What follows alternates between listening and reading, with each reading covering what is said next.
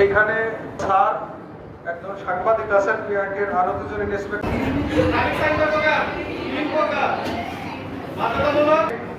যে আমাকে আপনাদের সামনে দুটো কথা বলা ছিল।